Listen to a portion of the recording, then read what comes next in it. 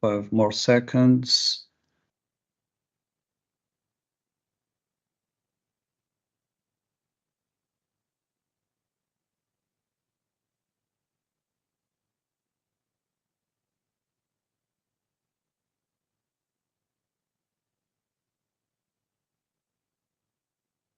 Good afternoon and welcome to the Apheleia Conference Series 2025. As usual, we start by presenting the speaker. Today we have with us Professor Rosi Braidotti, which is currently Distinguished University Professor Emerita at Utrecht University and Honorary Professor at the Royal Melbourne Institute of Technology.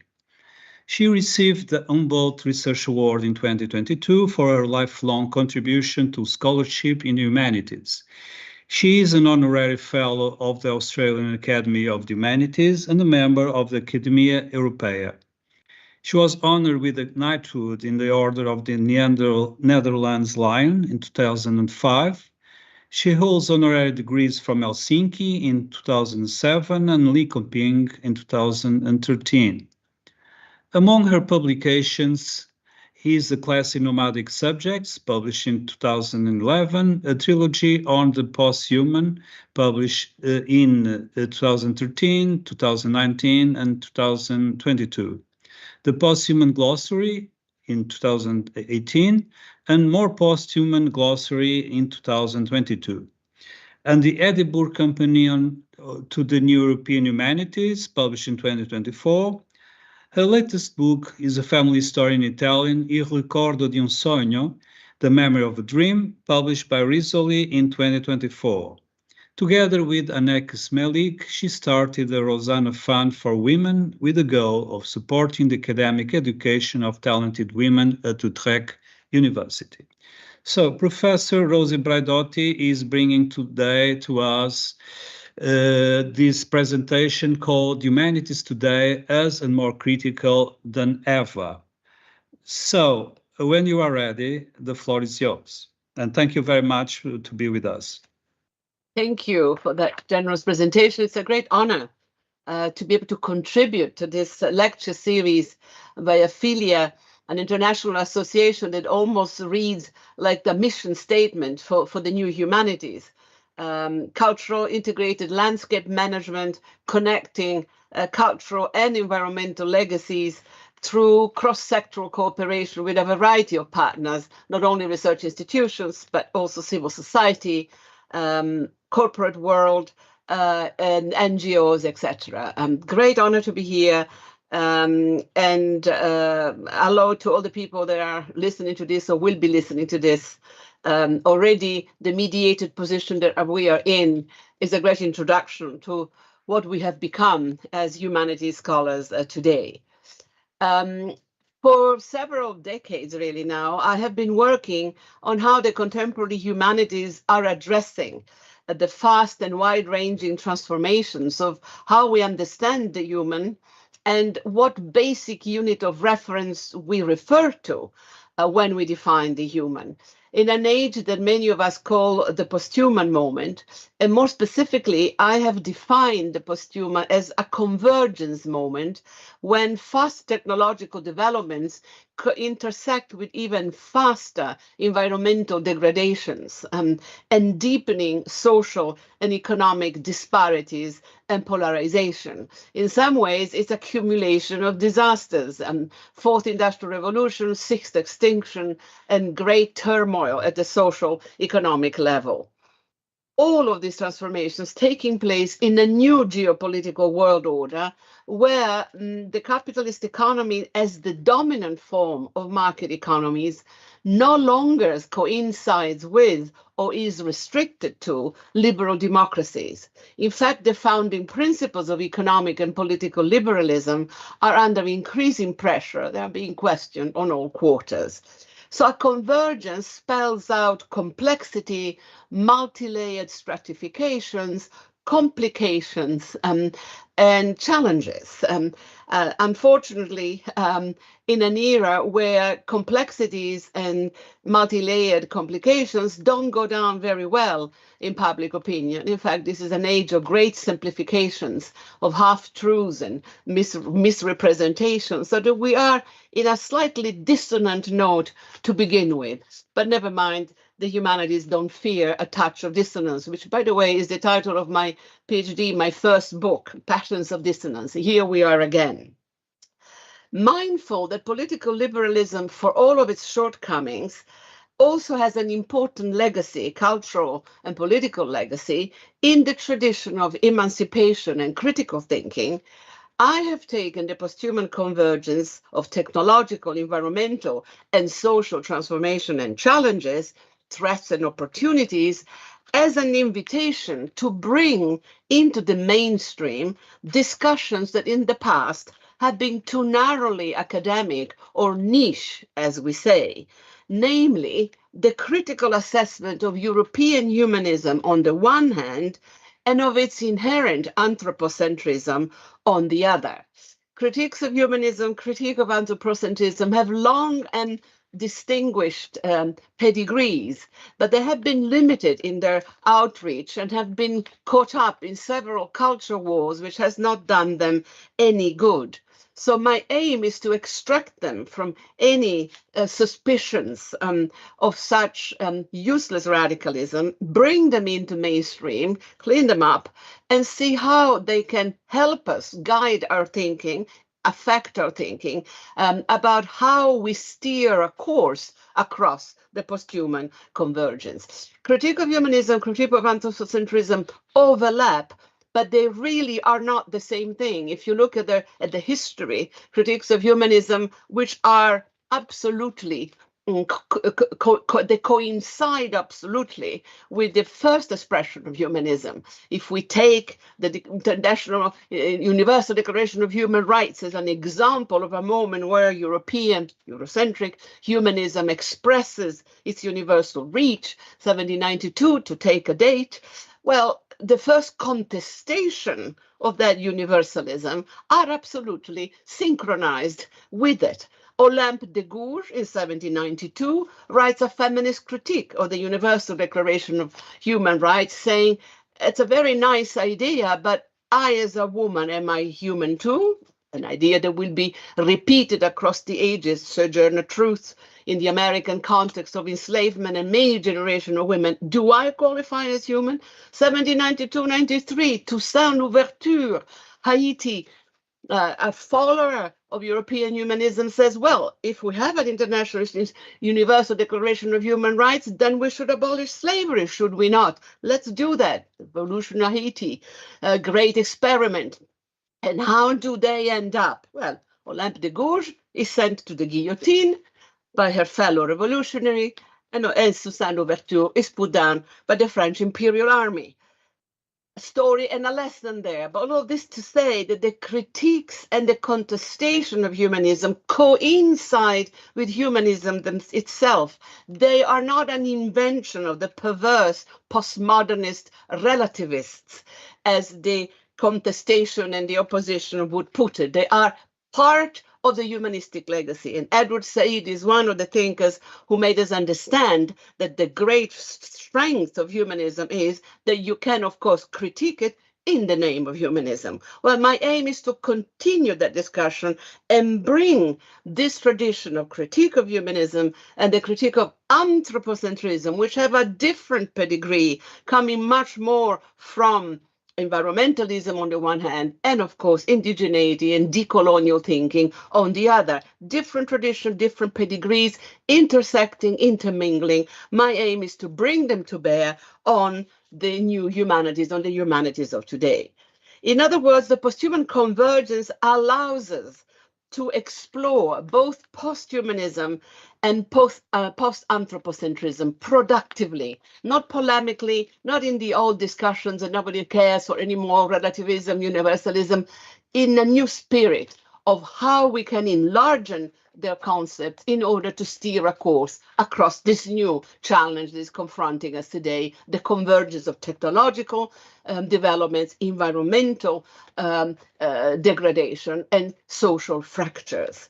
We have the decentering of European man as the referent for all humans, that type of universalism being critiqued, and also the decentering of humans as the dominant species, as the kings of creation. Double displacement, quite a blow.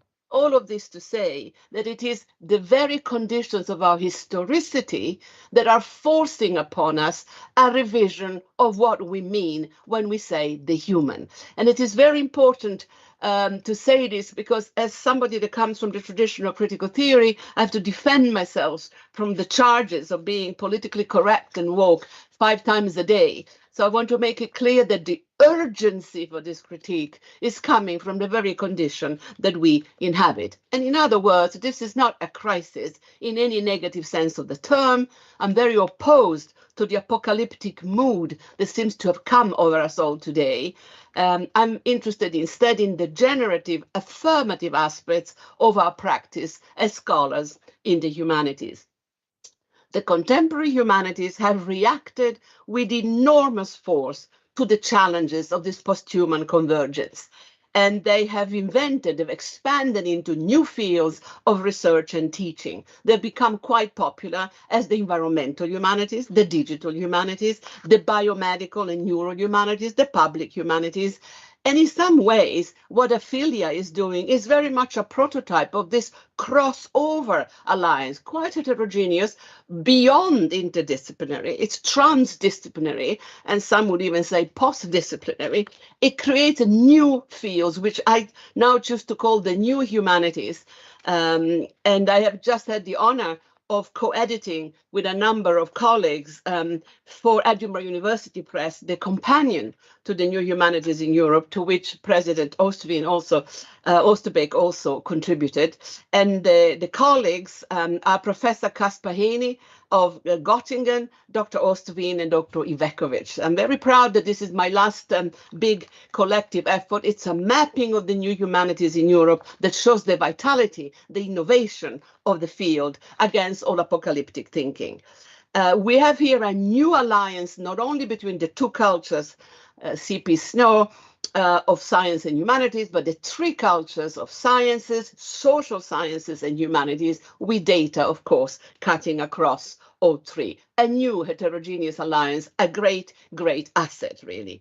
My recommendation is that we, scholars in the humanities, do our utmost to reconnect the new humanities, digital, environmental, medical, public, to the traditions of critical thinking of the last 2 centuries, and the critical thinkings about humanism and anthropocentrism, which have a long history in our tradition. I repeat, they are, in my eyes, the best aspects of the legacy of the Enlightenment, of liberalism, of emancipation traditions, that we can actually look at class analysis, feminist, environmentalist, decolonial, race and indigenous aspects of our cultural legacy, of our traditions.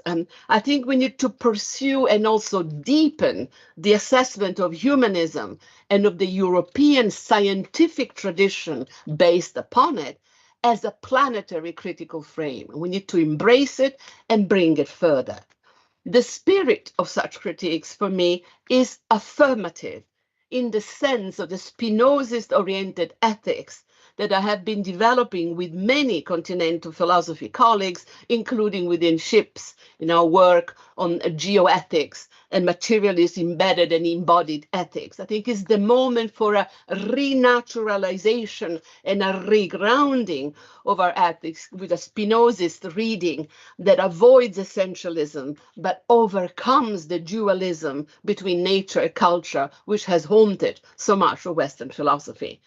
Affirmative ethics in a neo-Spinozist frame For the philosophers among you, Gilles Deleuze is a neo-Spinozist and is one of my points of reference for rereading Spinoza with a naturalism that is not biologically deterministic, is vital without being hierarchical or necropolitical, and a materialism that allows us to say that we are part of nature, but nature is nature culture, to speak the language of today.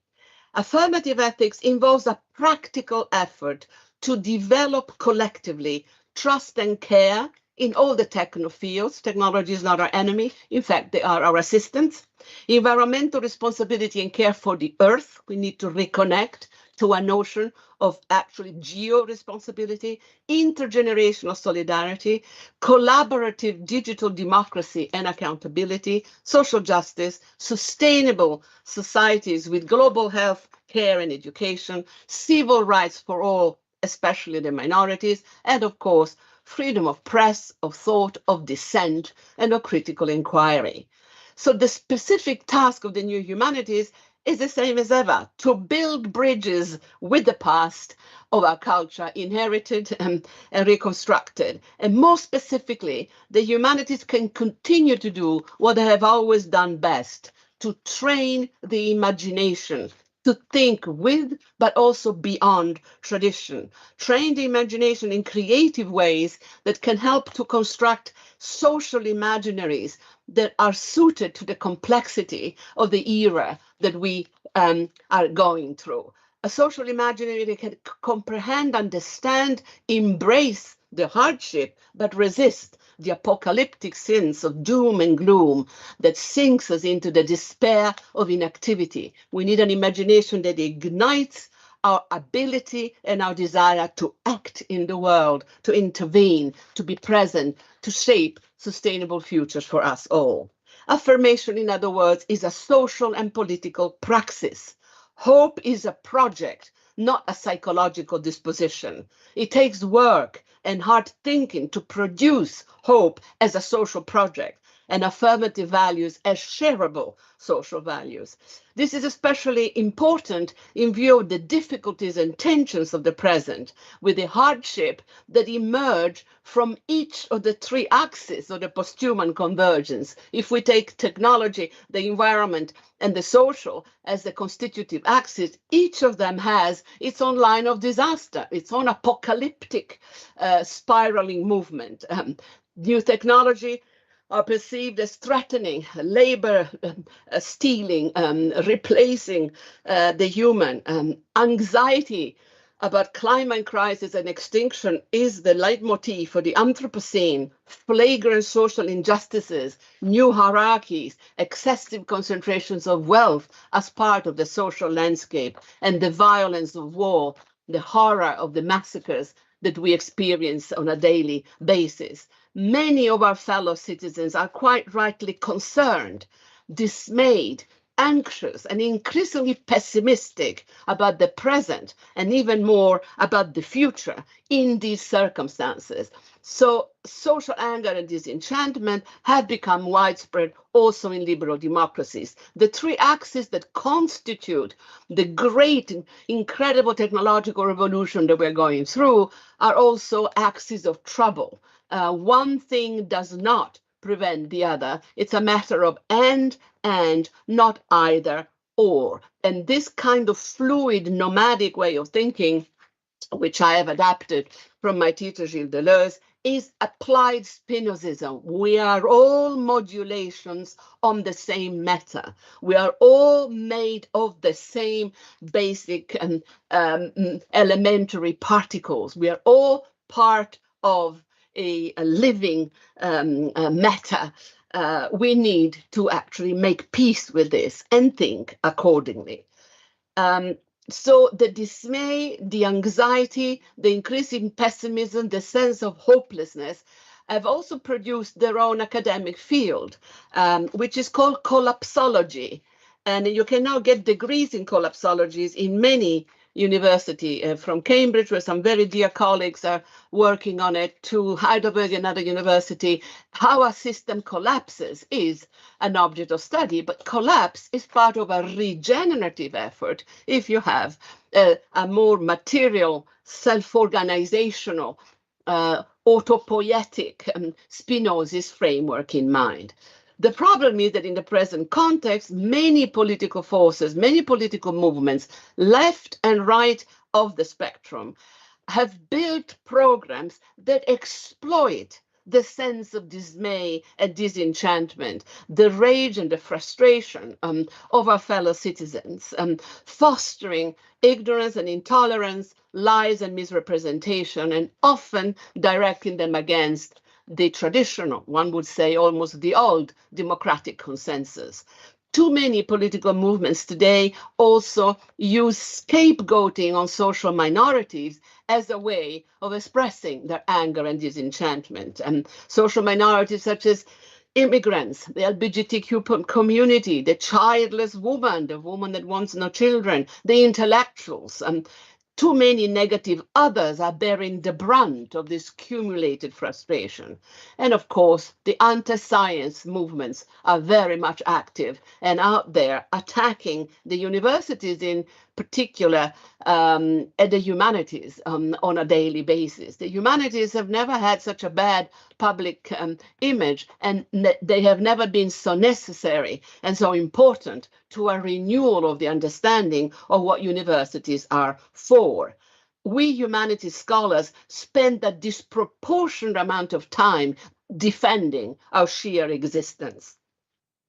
I think we need to respond politely but firmly that we would prefer not to be treated in such a derogatory and disrespectful manner. We have a great deal to offer to help our fellow citizens and ourselves out of the present complexity and the negativity of our post-human moments and this apocalyptic gloom that we seem to be in. So how can we help? Firstly, by challenging the segregation of the three axes of the convergence, the technological, the environmental, and the social, need to be assessed together. This means that you cannot have digital humanities that don't look at the environmental impact of their actions. You cannot look at the environmental issues without taking into account the mediation and the presence of technology as a factor in the renewal of our environment and in the monitoring of our environment. And you cannot take any social issue without factoring in the technological and the environmental. We need less segregation, more crossover or transversal dialogue. We need to think in much more fluid, nomadic, heterogeneous way. Secondly, we need to dispel the fatalistic sense of hopelessness and powerlessness generated by the spirit of gloom, especially in relation to AI and robotics, that seem to point to a pre-designed and rather grim future. Like everything is played in advance. It's too late. What can I, miserable individual, do now that the robots are coming to steal my job? This is not the case. Too many bad Hollywood and not only movies have created here apocalyptic scenarios that do not correspond to the realities. Here again, as humanities scholars, working on representation, working on the imagination, on media, culture, video games, we can point out that social, technological, infrastructural and financial scenarios today are very fluid, actually quite chaotic and open-ended. Nothing is played out in advance. The process of post-human transformation is fully in progress, and nobody is really in charge. You may see this even as a problem. Not necessarily, however. It just means that many options are currently on the planetary table. There is no master plan about the kind of post-human subjects that we're in the process of becoming. We all need to start installing broad conversation and consultations at all levels to make ourselves in the university, but also our fellow citizens, feel that we can participate in the era-shaping, agenda-setting moment of change that we're going through. So, third point, we need dialogues, open disagreements, confrontations without aggression, diversity of perspective, and constant vigilance about the new power relations that are being reconstructed by contemporary technological, environmental, and social transformation. We need to talk. We need to install once again the art of discussion, conversation, and arguments. We need to stop weaponizing our differences. No more culture science wars, please. Drop the metaphor of war when it comes to scientific and scholarly research. We need to disagree. We need to have our arguments out. We need to confront our differences in an open manner, looking towards the creation of possible future scenarios. Nothing is played out in advance. But then in turn, this raises another key question, especially poignant for the humanities. What is to be done? How can we help? What is our task today, given the vitality, given the courage, given the resilience of the field in an era of such transformation and challenges? Given the complexity and speed of scientific innovation, adequate information about the ongoing developments is enormous. We almost need a planetary adult education system, lifelong education system for everybody to understand, at least minimally, the scale of the transformations that are coming over us. It's an era that requires us to study more than ever, to read and reflect more than ever. And paradoxically, the era is framed by political movements that are not only anti-science, but anti-education, anti-intellectual, anti-truth, anti. How can we make thinking cool again? This is something I want to throw out there to the youth. How can we make complexity sexy? How can we make it attractive to say, this is complicated, let's try to understand? How can we bring back what Virginia Woolf used to call the felicity of understanding, to actually say, oh my God, I got it, that's what it is, that moment, the joy of the life of the mind. How can we do that? Well, the humanities can do that. If anybody can do this, it's the field that can bring you literature, philosophy, the arts, history, and some of the most exciting fields of study. Our task as scholars of the humanities is to disseminate, explain, negotiate with public opinion, dispelling all the negative images and making people fall in love with thinking and with smartness, with reading. Remember when people used to read?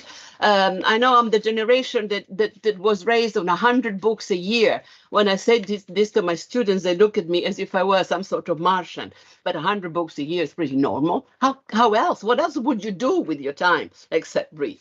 In sum, there is an urgent need for a new working relationship between university research, particularly in the humanities, society, media, and politics. We need a range of different scenarios for the future. We need to overturn the tide of negativity and despair and learn to confront the post-human challenges in an affirmative manner. The humanities can do even something more, however. They can get to the imaginative and speculative core of these new technologies and develop their creative potential, not only the functional side. In some sense, if you come into the technology through art, through literature, it's the applications to which these technologies are put are pretty minimal. It's always the same industrial application. It's variation on automated labor. But maybe these technologies are capable of much more. They can make us dream amazing dreams, calculate impossible computational sequences. There is a speculative, I would say, almost neutral core to the technological intelligences that we are developing that could be exploited in many different ways beyond functionalism.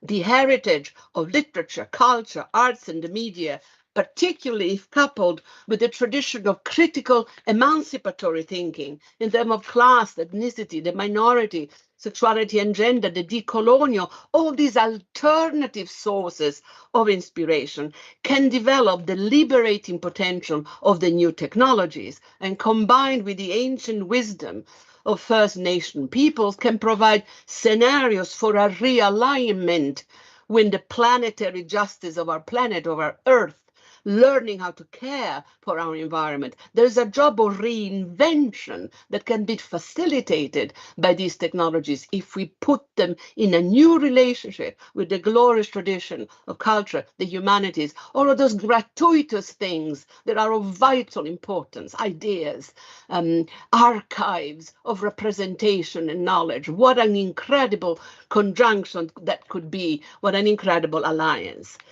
This is the path to constructing a different social imaginary, new visions for our techno future, which would also be an eco future, cultural, social, environmental, political visions that we definitely have the capacity to develop. But are we willing to? Could we be bothered to? Have we even thought that this was within the realm of possibility, or have we just been collectively depressed by the anxiety and the fears? So I'll give you my vision then as a long aspiration and yearning. Can we imagine a digital social democracy for the 21st century based on social justice, feminist and gender rights, anti-racism, transnational environmental justice, and a collaborative ethics of solidarity and care between post-naturalistic, that is to say, enhanced entities of both the human and the non-human kind? Can we, humanities scholars, imagine this by enlisting the resources of the collective imagination stored in our cultural archives, in our art, in our poetry, in our paintings, in the best that our collective intelligence has been able to build over the century? This is the task of the humanities, all the new today, to teach us to think adequately about our condition. I'm using adequately the way the Spinoza would use adequately, to remind us not to be afraid of our imaginings. The imagination is a radical flight from the impossibilities of the present. The imagination puts wings on your intelligence. The imagination is necessary to show us the elegance and beauty of thinking collectively together with our digital assistants close at hand. I believe in understanding as a collective ethical practice. For the youth, as I said before, let's make thinking cool again. Thinking, understanding. The humanities, by any other names, have built over the century a formidable reservoir of wisdom and knowledge to help us navigate the complexities of the present and dream of more equitable futures. May our collaborative alliances grow and prosper in these difficult post-human times. Let's make that one of our aims. May our collaborative alliances enlighten these complex times that we're going through with the goodwill of humanities scholars who respect complexities, but can also provide answers in terms of shared values, accountable methods, and a formidable memories of ideas, counter memories of ideas that have been half forgotten or half applied. Democracy comes to mind. What a good idea. Not completely applied, but let's not forget it completely. Counter memory, alternative genealogy, part of our imaginary. Humanities scholars who respect complexity but can provide answers in terms of shared values, accountable methods, and a collective memory. And above all, the humanities today can bring to the fore an educated and cultured imagination, a collective imagining power that can forge shared planetary horizons of hope. Let's pitch the new humanities on the social construction of horizons of hope through the cherished intelligence of the understanding in a collaborative manner that would else would make us more than ever reflect positively about the human that we pursue, that we design, that we take care of today in an alliance, the technological, the environmental, and the social. More than ever, critical, creative, necessary. Long live the humanities. Thank you. So thank you very, very much for sharing with us all this wisdom that we can call it that. So far, we don't have questions, but if I may, I would have many questions. I believe I hope Luis will so. also. Luis has also a question. I think so. I should hope so. You go ahead. Luis, do you have a question? Fernando, Me? I do have questions, but please go ahead, Fernando. You go first. May I start? So I would have many questions. I will make one or two, Nassim. So this first, not a question, a comment. I also like very much Spinoza, and also Einstein quoted sometimes Spinoza. And here it's really important your work and this contribute to the field of humanities. So at a certain part of your presentation, you mentioned that how to make thinking cool again. Can you tell us more about this? It will be one of the things. Another one, that it was before this, you mentioned that you are opposed to today's apocalyptic view. Me too, I totally agree. And it seems to exist since several years a kind of catastrophism in many minds. So I also would like if you could tell us more about this, about why you are opposed, and of course you are right, me too, to today's this apocalyptic view. That, for example, the televisions are constantly every day giving us many examples of this apocalyptic view. So that's all. Thank you. Thank you very much. Great question, and I kept my statements relatively short because I knew that that would get a chance to go more in depth than together. Spinoza, to begin with, has really been kind of on the wings for decades. There is no physicist today, I'm thinking of Rovati is another name, who would say, of course, we're all part of the same material, the same matter. We're all combinations of elementary particles. What else is new? But the idea that we are, to quote Spinoza, part of nature, that there is a continuum between us and all the rest, with all due differences that Spinoza takes a lot of effort and time and attention to design and to do justice to. That idea that we are in a continuum with the rest is difficult to think within the humanities. The humanities as practiced, particularly in the European system, have an assumption of human supremacism, anthropocentrism, and certainly of universalism from humanism. It's part of a tradition. It's not very difficult to reform or to change, but there has to be a will to identify this as the problem. Part of my effort has been to take the attention away from contemporary discussion, human, non-human, nature, culture. Not that I don't acknowledge them in my work. My good colleague Donna Haraway will be an example, my Jane Bennett, all the kind of epistemological Spinozists, and there are many of today, are making the same point.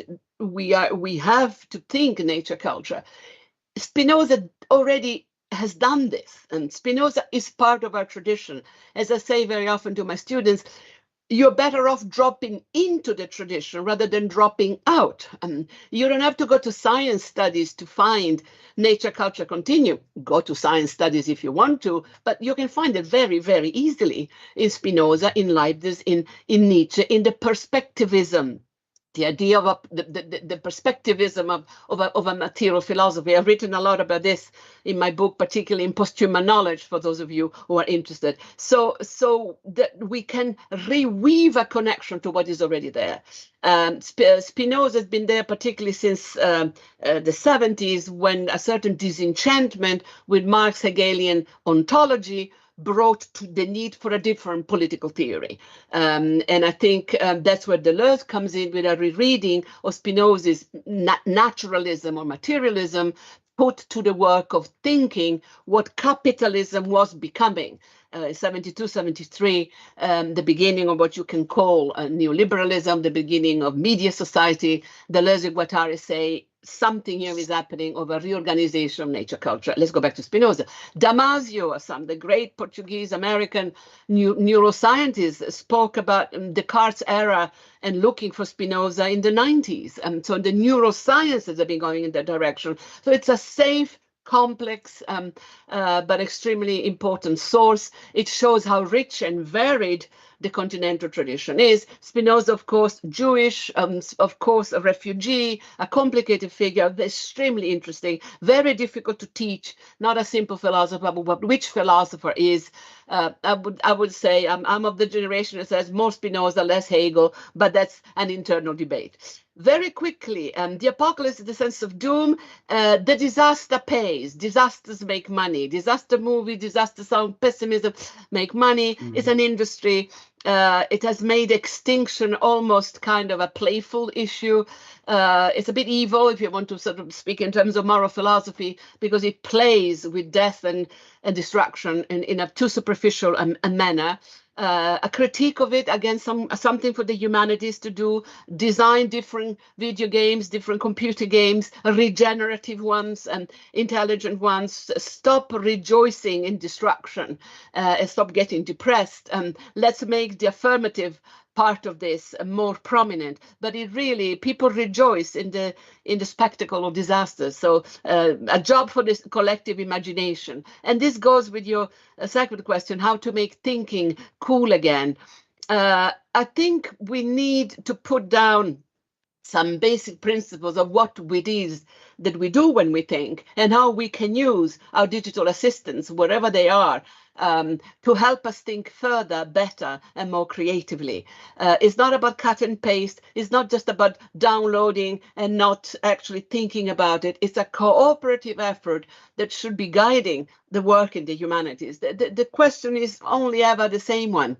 What world am I living in? Do I understand it correctly? How do I account for it? How do I make other people understand how I get to the arguments, the thesis, the conclusions that I am proposing? Am I communicating effectively? Am I being honest about the sentiments and the concepts that I put into my utterances, into the work that I do?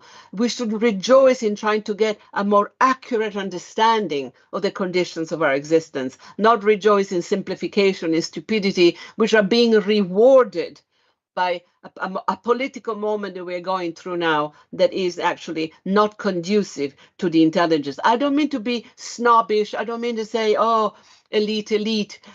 Being intelligent has nothing to do with the elite. Thinking through together with the technology or without is part of our basic capacities as humanoids. It's our anthropomorphic, not anthropocentric, anthropomorphic ability to navigate in the world. It's something that we should rejoice and cultivate together and find joy in. So that's what I mean, making it cool again. Thank you. Luis, I believe that you may have a question. If I may, thank you, Rosi. Every time I read you or I listen to you, I have lots of questions. You know I'm very fond of your work. Let me bring two or three, which are not necessarily exactly my questions, but questions that arise when debates on post-human and approaches like yours come to the stage. One would be, and this first one, I think it's particularly important in many debates. You call for imagination, to imagine and to engage people in shaping the future, anchored in hope as a project. In a sense, you didn't use the word, but I would eventually say resuming the idea of building an utopia, working for creating the space for utopia. In all your discourse, and I would say all the dominant discourse of many people that go in this line, as you mentioned, environmental humanities, health humanities, and so on, landscape studies, as we do in Apheleia, can be criticized, or often criticized, because they speak from a perspective that seems, at least to some, that there is no more room for contradiction. So the question is, who will lose if we make complexity sexy, as you said? Who is going to lose if we bring back the felicity understanding of Virginia Woolf? Of course, this question relates very much to the dialectic Hegelian tradition, of course, but this is deeply embedded, particularly in the Northern Hemisphere. So how would you respond to this? And if I'm allowed, I have more questions, but I will make just one more, which again is very strong these days. We come up from a cycle that, after the disenchantment, as you mentioned, from the 1970s, that dominantly led to post-processual, postmodern approaches, relativism, and so on. But then other voices like yours rose, and in a sense, if we would resume a dialectic Hegelian approach, they would go into a synthesis, which would no longer be the old classic understanding, but would still resume a material basis and bring back the unity of the material and intangible and so on. But the question is, okay, there is this discussion, there are these approaches, largely feeding even international organizations like UNESCO. But now we see that even what started to be a discourse about environment and sustainability very, very fast, particularly in Europe, is being replaced by the drums of war. This is very clear, I would say, for many people, for most people. First indicators related to inequality, because inequality started to rise again from a few years to date. Global inequality, even if things still improve for many in the South. But then the space for freedom of speech, liberty, of performance, of behavior, all this is being challenged, questioned, canceling the voices of those who are in minorities. And so how does your invitation for knowledge dialogue with this new trend, knowing that, particularly in Europe, a large part, in some countries, the majority of the younger generations endorse that new trend? Thank you. It's a cluster of complex questions that you propose, dear Louis. So let me see if I can untangle some to come to the punchline of the youth having fallen out of love with not only the humanities, but the humanity that went with it, and these democratic traditions. The question at the heart of it is the cartography. How do we read the coming of a posthuman moment? Do we even call it that? We can call it more than human, non-human, knowing that advanced capitalism in all of its manifestations, whether it is American, Chinese, Bolivian, Italian, or Dutch, advanced capitalism is transhumanist. Transhumanism is the philosophy of advanced capitalism, and transhumanism is enhancement. one way or the other, of humans and non-humans, adopting a variety of faculties, capacities, neural, perceptual, conceptual, from anything, from other species, but also from computational systems that can increase our ability to think. We know what's happening to scientific computational system since we started the massive, incredible revolution of computational statistics or artificial intelligence. The speed of the calculation has gone berserk. It's revolutionizing scientific methods. So enhancement, augmentation, transformation of the human in my cartography is the central point. And already on this, a lot of people say, no, for me, it's... But the essential issue, if you're looking at the transformation of the human, is this, this intrusion into living matter, and the extent to which capital has taken over and has the ability to replicate and replace just about everything that lives. We've done that with plants and animals. Vandana Shiva has been warning us for 25 years in biopiracy about what we were doing to plants and animals. We've done it more gently with the human species. Now enhancement is the game in town. Who is making the decisions? And where are the critical voices? Are we even sitting at the table where the decisions are being made? This, Louise, is my angle of approach to this. Not to say that I don't see, on the contrary, I see perfectly well the masses of problems that this is creating. And I see that Palinstar, the great AI company of Thiele and Musk, is the biggest weapon-making firm in the universe.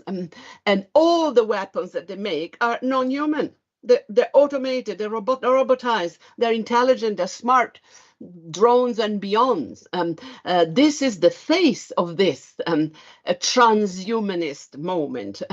But who is even asking us what we think about it? So my effort in entering the posthuman discussion was to have an argument saying, we're here, we have things to say as well, and you can't make decisions without taking into account a different way of approaching this massive transformation of what we call the human, which goes together with, and here I have to quote Fukuyama, of all political theorists, what he calls the soft eugenics. And the soft eugenics is selection.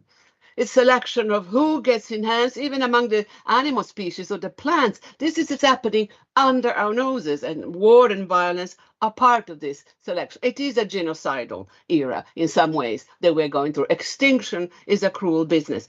So my point of reference is this discussion, and I am appalled by the absence of a serious left wing, whatever that means, progressive answer to these questions, apart from panic and anxiety and saying, oh my God, ChatGPT is going to suppress jobs. You bet it's going to suppress jobs, but it doesn't have to if we come up with a different scenarios. It is the what Alain Badiou called the impotence of the left to have anything to say on these matters that worries me, and that wants me to go into the discussion and say, just a moment, there are other possible ways to design these technologies and to augment or enhance the human. We can go to live on Mars if you think that this is really the next frontier, but who gets to select whom? Where are the modes of governance, the infrastructures of governance of this profound transformation of living matter, including the human? The disenchanted youth, this is due to, in a brief, quick summary of a complicated discussion, dear Louis, to the fact that we don't have effective antidotes on internet and on the technological front to the masses of half-truths and semi-lies that are being spread across our automated networks. I am particularly concerned as a feminist by the misogyny and the violence of the new pornography that is available online for free.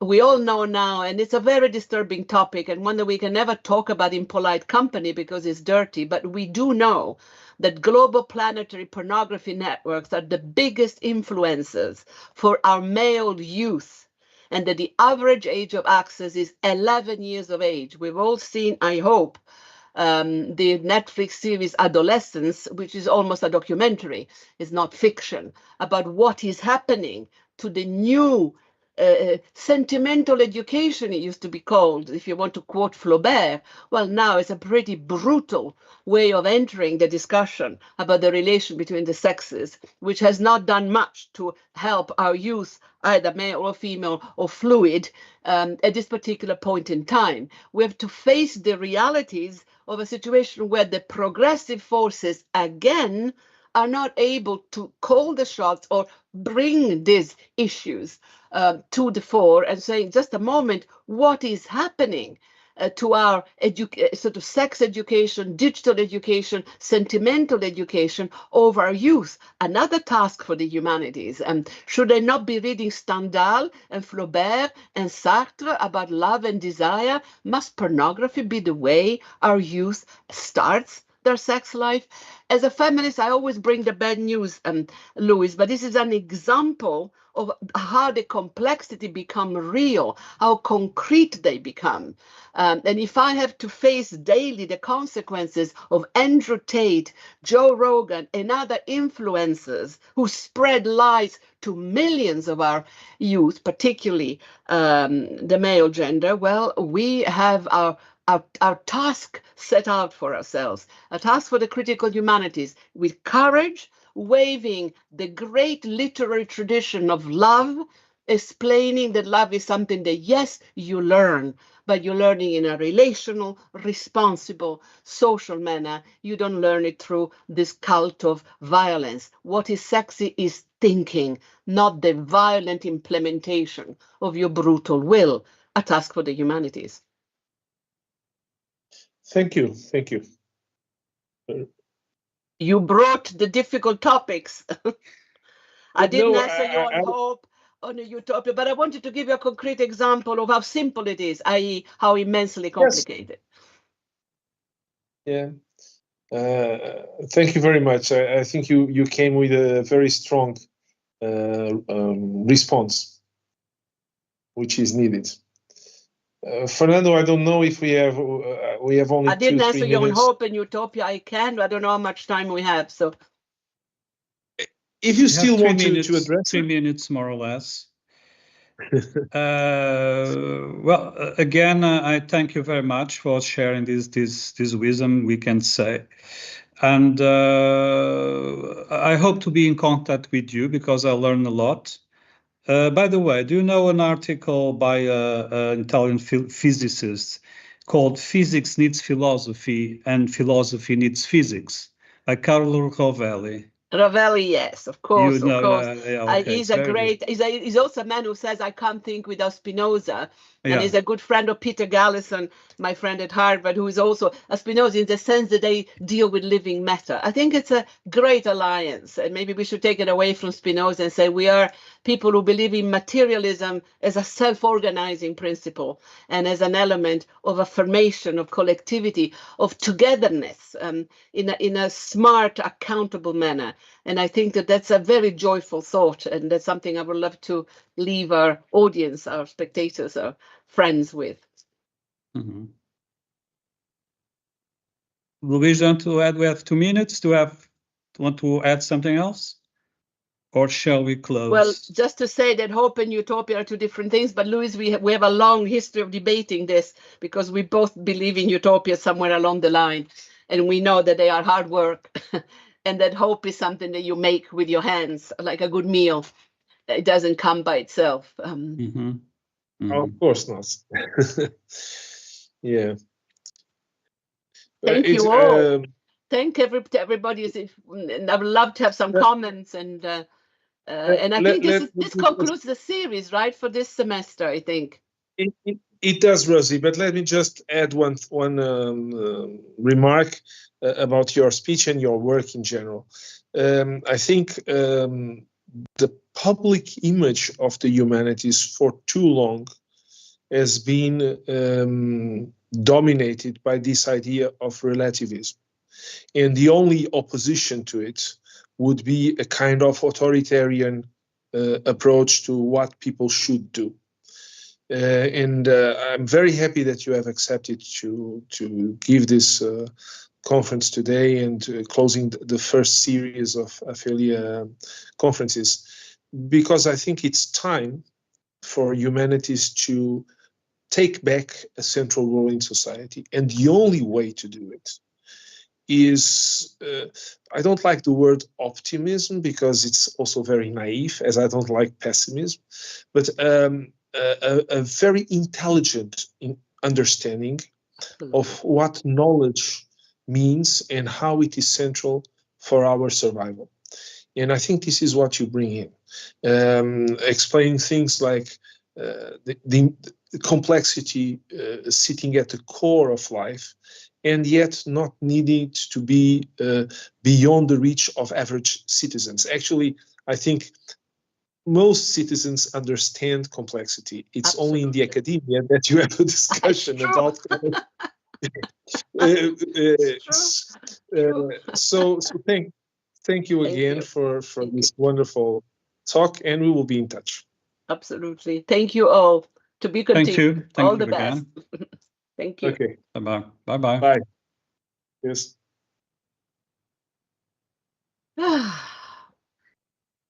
So We are off I air. We could did continue it. to hear you. So, but Thank unfortunately, you, we have Fernando. To be we have to continued. close.